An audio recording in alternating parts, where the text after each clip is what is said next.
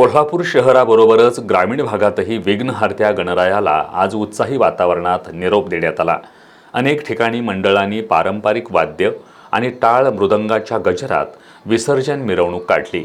कोल्हापूर जिल्ह्यातील ग्रामीण भागातून सायंकाळी 7 वाजेपर्यंत सुमारे 2600हून अधिक गणेश मूर्तींचं विसर्जन करण्यात आलंय। कोडोलीतील कुंभारवाड्यामधील मानाच्या नरसिंह तरुण मंडळाच्या मिरवणुकीत पारंपरिक हलगी बँड पथक सहभागी झाले होते।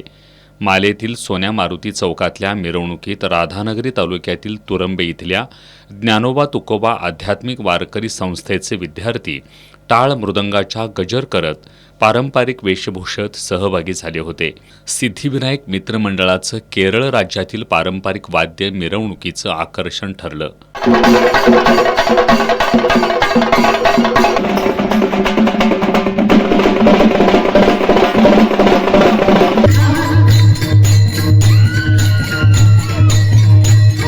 रात्री उशिरापर्यंत या विसर्जन मिरवणुका सुरू होत्या।